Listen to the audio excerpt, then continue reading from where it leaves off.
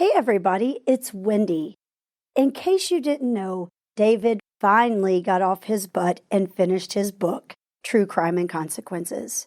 The book is super educational and talks about the world of true crime and where it meets real investigations. It is perfect for everyone, from true crime fans like myself, to the true crime podcaster or YouTuber, to the amateur detective or web sleuth. And not to leave anyone out, you cops need to read this book too. True Crime and Consequences is available at murderpolicepodcast.com, Amazon, Barnes & Noble, well, pretty much anywhere you'd find a great book like this. So true crime fans, go get your copy today.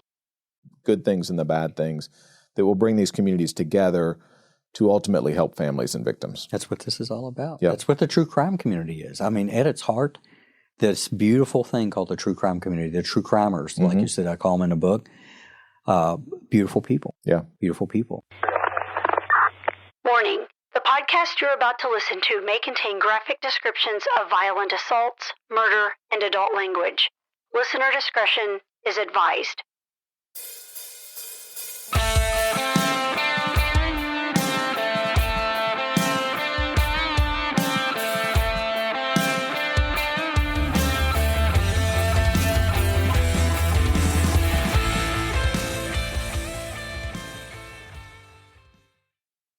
We don't want to break those rules. And appropriately so. We, as a functioning society, we need those rules. Yes. Like, you can say what you want about defense attorneys. I like the job a defense attorney does. Yes. Because if I ever need one, if I'm accused rightly or falsely accused, like, I want somebody who's going to make sure I get a fair trial. Right. And that's their job. That's it. Their job is not to get me off, right? Their job is to make sure I get a fair trial. And you can see them as the adversary, or you could see them as an important checks and balances on our system. That's it. To make sure we're dotting all of our I's and crossing all of our T's. I told every recruit I ever trained, if you tell the truth in your paperwork, you can tell the truth on the stand. Like, you're just talking about what you wrote down in the paperwork, and if you are a truth teller by nature, court testimony will never cause you a problem. There we go. And that's what it comes down to, is that this whole thing by both sides is a search for the truth. And that's why I'd recommend the book to people too, is to understand that it's an antagonistic system by design, and that's what makes it so beautiful compared to systems that don't exist like this in other places in the world. It's a flawed system, but it's the best one in the world. Amen. Yeah. Well, it's flawed because it's made up of human beings. That's true. That's true. If you want anything good, just add people too. Right. Yeah. Right? Yeah. It's a bad ingredient. Yeah. And you mentioned the landmines chapter, and I think it's interesting from a law enforcement perspective. Even though we're aware of the landmines, just because you're in a landmine field and they're marked, it's still scary to be walking around landmines. Yes. We're aware of where they are, and we occasionally still step on them. What's one of the biggest ones that you see true crimers and or law enforcement when it comes to an investigation?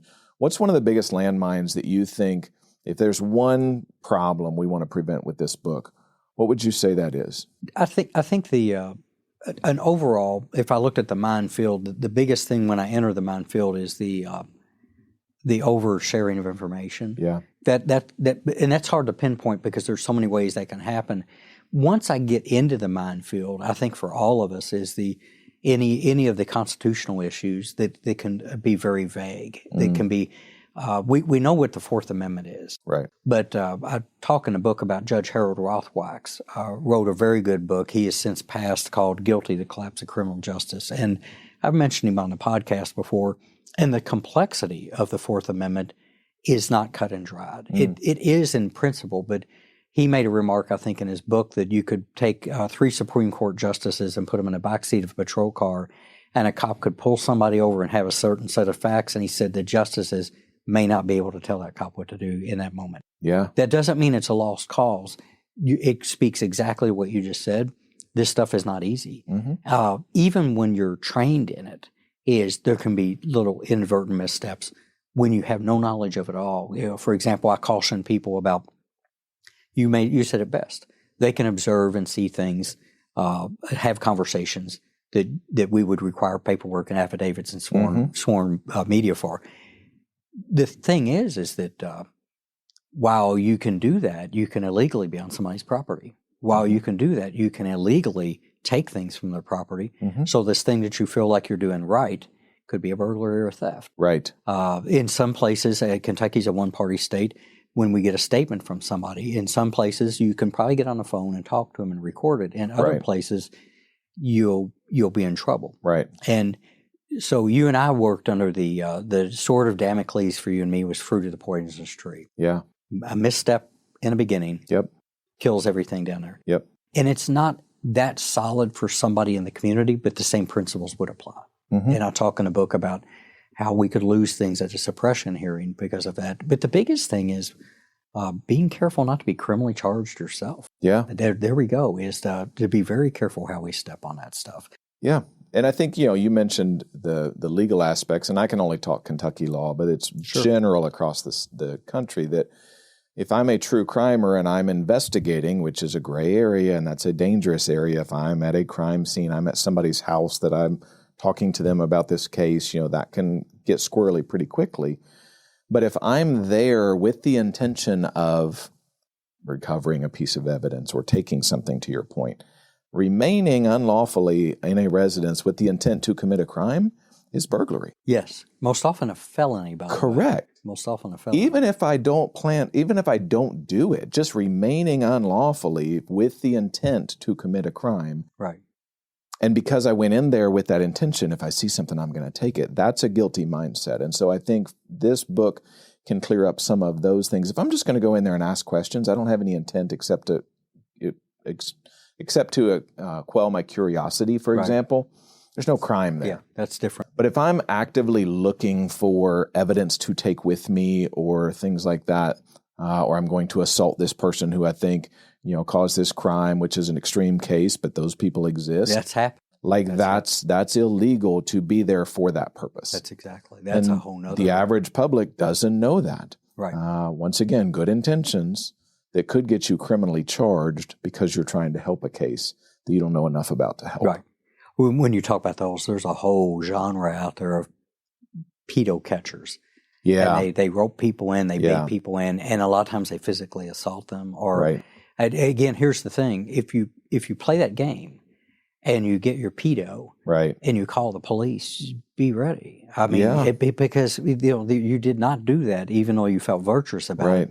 Is that there's a whole big wall of. I tell people all the time that at a minimum you might have just educated a pedo.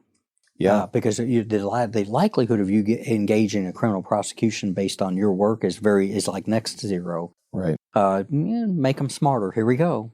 Make them smarter. And it did bother me in law enforcement. Like I had to tell people all the time, as a dad of daughters and stuff, I had to tell them it's not illegal to be creepy. There we go. Because they'd say, well, somebody was at the pool and I saw him taking a picture of my kid. That's not illegal. It's creepy as crap, right? If creepy was illegal, we'd all be in trouble. Yeah, however. Exactly. We have to educate people. Just because somebody's being creepy doesn't mean you can come and assault them because they've not committed a crime. There we go. And you're not defending anybody. Mm-hmm. And so those type of things, those conversations that I think this book will start, you said it's a conversation starter. Sure. It will make both sides of this equation smarter. And then the big winner at the end is the families of the victims. The people that matter, right? Yeah. The people that matter. Speaking of those, I will share this, that one of the surprises I got is that, I did a pre-review process that I learned you do with books. And you were very gracious in helping me with that, where there are people that I reached out to that looked at my manuscript. And they do it for two reasons. One is another technical review, which is super grateful. There were a couple people that really helped on a technical review part. But the other one is it readable? Is it, am I delusional in the idea that I think I've got a message to say, and can I stitch sentences together and things? I mean, that's just the way it is. Yeah. The reality of it is. But I did send the manuscript to some people that we've worked with before that are going through the nightmare. I call them survivors in the book. And in the book, people will read that, to me, a survivor is the close, intimate people, family and friends that are left behind when somebody disappears or they've been murdered. Yeah. I never would have thought to write the book with that as a target, because there's a part of me that thinks like you would write a guide to somebody who just had a loved one murdered. I mean, that's a weird feeling. But I did have some of them come back. And it was really flattering to me, very humbling, that one of them said, I wish I knew this 10 years ago when my brother went missing. Right. And what that spoke to me is that I think I pulled the curtain back a little bit because these people are staying in a state of frustration. Yeah. There's another survivor that I've worked with that I think the book polished off, but when I met him, is the frustration level with the police is high because they don't see things. Right. But he did tell me before we recorded, he said, I've been listening to the episodes, and he goes, I think I get it. So the book helps people get it. Right. That silence doesn't mean nothing's happening. Yep. The reality of it, as you said it best, I've got cases that we did not lay down when I was in a unit from a long time ago that I feel super strongly about who's responsible. Right. But in the United States, you do not do that until it's time. You do everybody a disservice if you rush it. That's it. Because you really get one chance. That's it. Yeah. And Lord forbid, we don't need to indict anybody formally or informally for something they didn't do either. Correct. That's just not how we work in this country. So it was to me, it was flattering and humbling from a victim standpoint that maybe that I did have a track on that. And I think I do. Yeah. I think I do. And I think what the Murder Police podcast does and what True Crime and Consequences does is kind of, like you said, pulls that curtain back a little bit, because we forget in law enforcement, this is it's a case we take seriously, but it's a case of a dozen others that we have. There we go. That all need our touches almost every day. And so there is a time where I do have to set this case aside to work on these others. When I do that, the family attached to this case, that's their whole world. I just put their whole world on the back burner while I dealt with these other 11 people's whole world. That's it. And that's the hard perspective shift, I think, for the victims especially. Right. And for law enforcement. But you and I both know there's times where you put all the cases down and you're just out for a drive in the country, and all of a sudden a case occurs to you and a thought occurs to you out of nowhere. That's it. And now that case is back in your head rolling around. And you don't log that time as I'm working this case, but it's rolling around in your head. Right. I would have to say back even in my career that if me and the people I worked with, quote unquote, solved a case or laid one down, I'll bet most of the time we were not on the clock when that triggered. Oh, for sure. And that again talks about the value of the true crime community. Yeah. There we've got tons of people with time and I keep using the two words, time and imagination. They just need a rule book. They just need to know that, hey, maybe I should slow down here. And again, the goal is, can we get those dialogues between those two people solid enough to where there's enough trust, right? Yeah. And enough. I say pretty clearly in the book that because of the time constraint, there's nobody that has time to meet for coffee and just theorize. Sure. That's unfortunate. Sure. But the minute that your theory starts to produce something that's actionable or has legs, as we'd say, I want to know that. If there's guessing is one thing, which guessing is what we do in a true crime community. That's the beauty. I love the conversations that happen on social media where everybody's throwing things out and in. Every now and then I'll weigh in with let me tell you how that really works. Right. Which I think is the thing. You and I can do that. We can help educate people. But when it comes to that limited time, unfortunately, we just don't have time to theorize with people. Right. But there's a big difference between a guess or a theory and something that has a fabric of something that could be attainable. That might pull that sweater loose. Yeah. And that's what we want. But it's going to take cops opening your minds to be reachable, to be approachable. Maybe make it part of the prioritization of your day.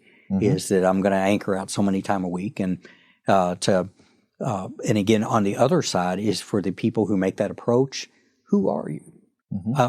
Because if you want to do this because you want clicks, I'm not going to sit down with you. Right. If and this is an unfortunate thing too, if your bias load is just anti-police, right, and that's out there, I accept that for what it is. You and I dealt with it our whole career. I don't even say anything bad about that. Right. But if you take all this from a bias of that, then probably we're not going to sit down with you. Right.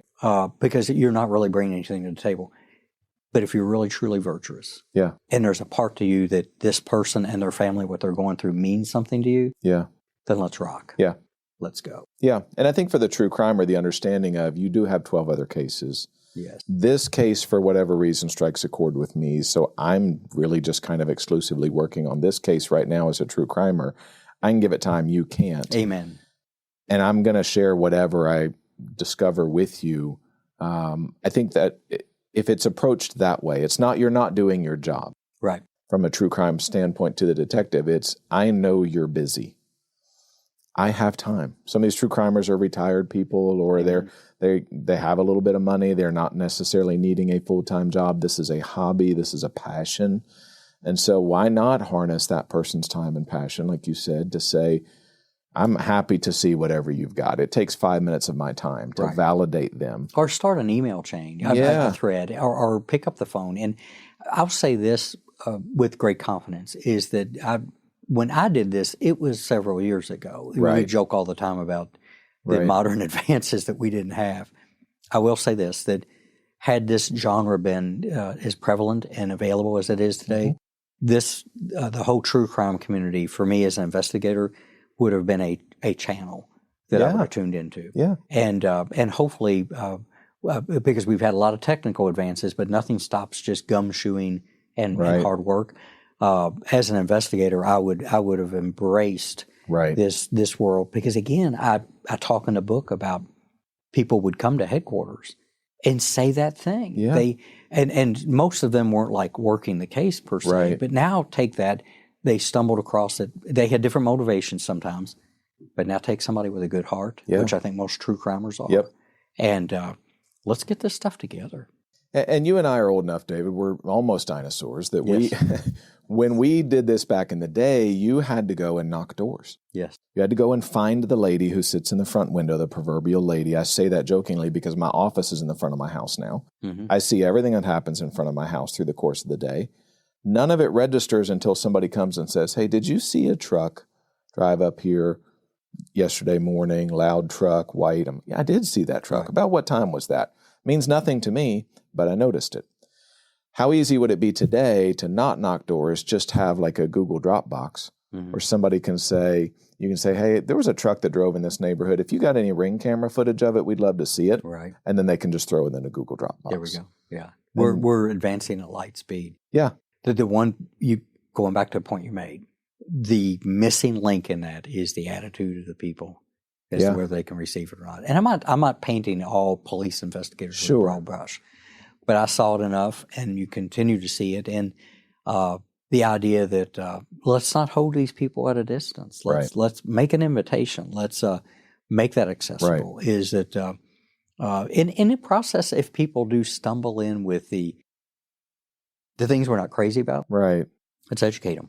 Yeah, take that as an education. I mean, these like, there's nothing wrong with just helping people learn. And like it's again, you and I would cultivate an information source, and we would do that. I even caution people in the book. I talk about confidential informants, and before they get too carried away, I'm like, I don't want you to be a CI, because that's a whole different world. It is, and you're a CI probably because you're walking in a world that I want my readers. And that would come from law enforcement. And I think that's the challenge for the law enforcement readers of this book, is to say, I can use this information these people provide without making them my agents. That's it. I'm not assigning them tasks. They're giving me stuff. That's it.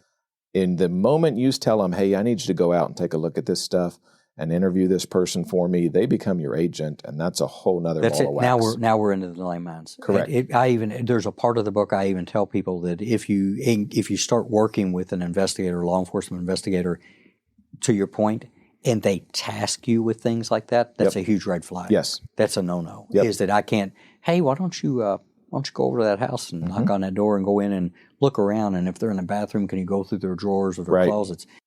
Altogether different. I even tell people that the likelihood of that happening is low. Right. But if it happens, I want you to know about it. And I would just suggest, from a practical standpoint, from a communication standpoint, that true crimer push back at that point and say, does this make me your agent? There we go. Because maybe that investigator just got excited, and they might say, you know what, that's a good point. There we go.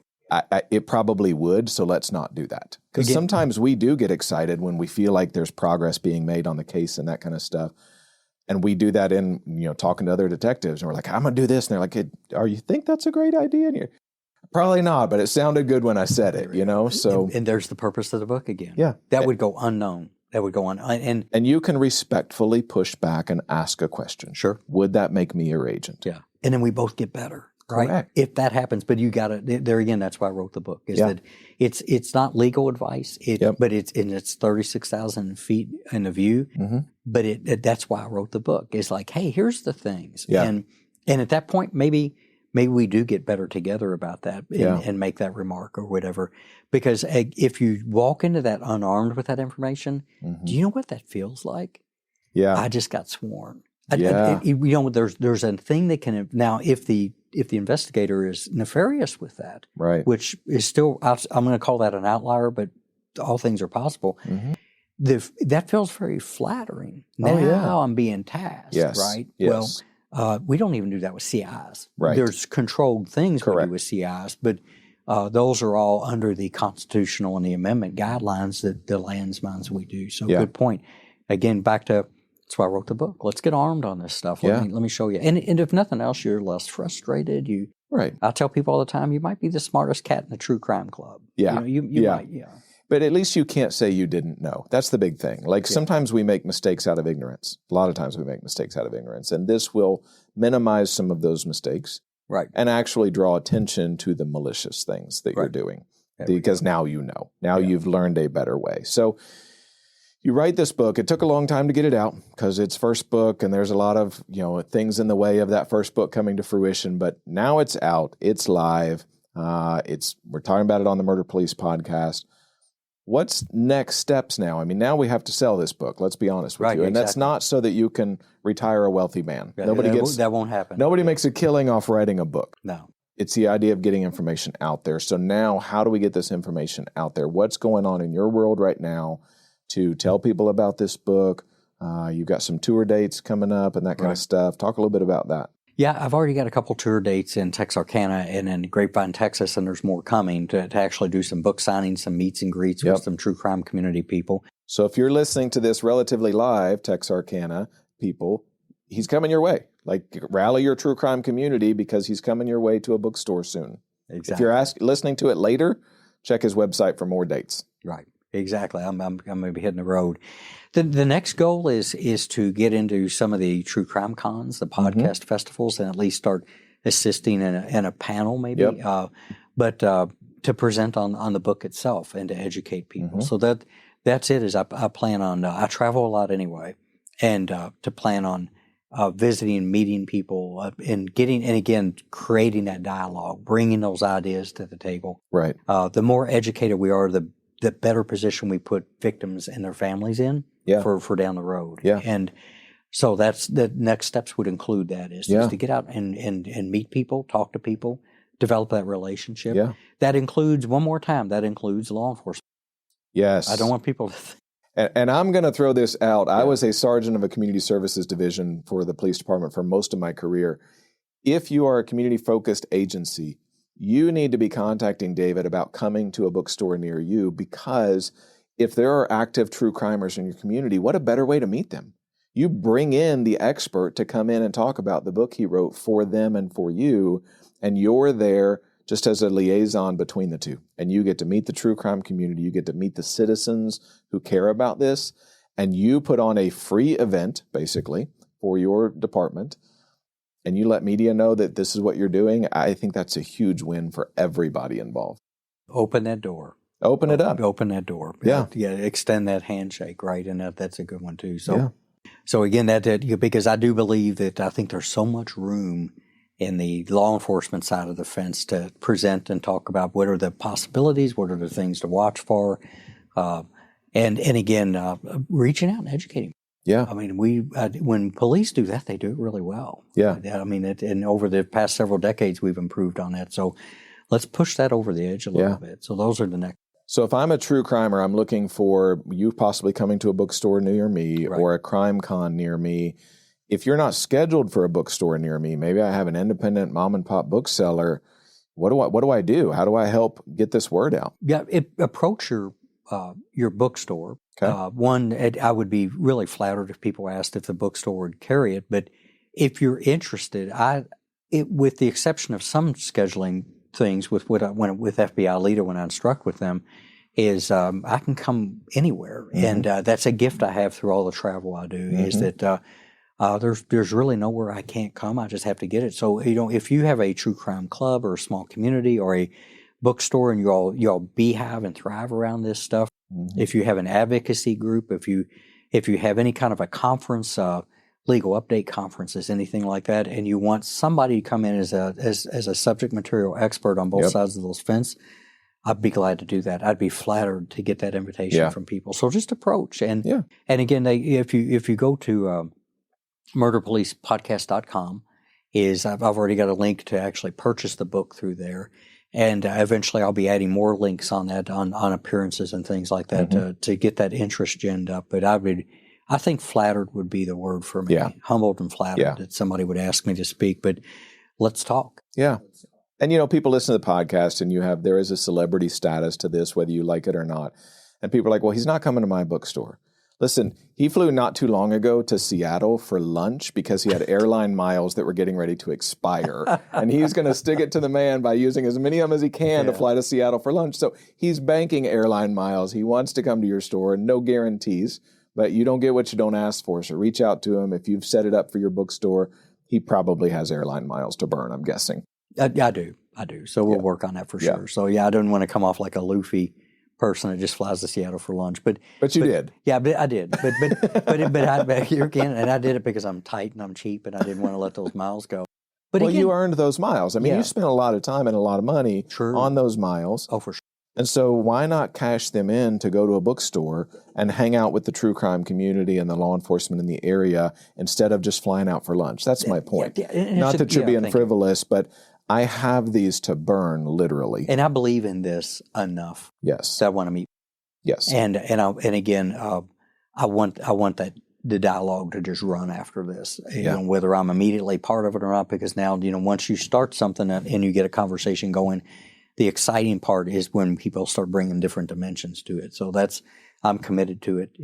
I think for what it's worth, Wendy, when she's available, has agreed to travel with me so people can meet that enigma that my wife is. They've gotten used to her on the podcast. But I feel passionate about to where this is my thing right now. We all have that thing. And I believe in it enough to where all of that, I'm blessed to be able to do. Right. Blessed to be able to do that. So if we can share that and start a conversation and make things better for victims' families, this is what we all do. This is what we all do. So. Love that. And this is literally 25 years worth of lessons condensed down into a readable book for people, the things that you've learned the hard way and the good things and the bad things that will bring these communities together to ultimately help families and victims. That's what this is all about. That's what the true crime community is. I mean, at its heart, this beautiful thing called the true crime community, the true crimers, like you said, I call them in the book, beautiful people. Yeah. Beautiful people. It's just, let's get a little more pumping in there with the ethics conversation, a little bit more of the overall view of the how-to, the ability to take a breath, to get critical thinking skills. I open the book with a representation of the Dunning-Kruger effect about, sometimes we can convince ourselves we're really smart and not be smart at all. Right. And we're not as effective when we're that way. So I think it's an opportunity. Yeah. Love it. I'm excited about it. I'm excited for the families it's going to help. I'm excited for the communities it's going to come together. What have we not talked about that we need to? Anything? I guess the availability of the book. Again, Amazon, Barnes & Noble. You can go to murderpolicepodcast.com, and there's a link there to purchase that, to get it more direct. So grab the book, recommend it to your friends.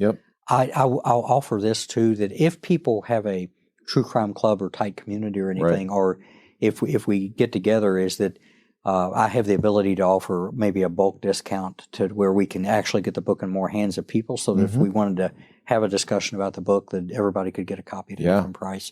Is that's this as an author, is we get the flexibility to do that. And share it with your friends. Subscribe and follow us on murderpolicepodcast.com, because if people have been paying attention, that's what has been leading up to this book. I have investigators and law enforcement professionals who will say that I listen to the podcast because I'm learning to. Is that I feel like we do a good job on educating people what the real world looks like.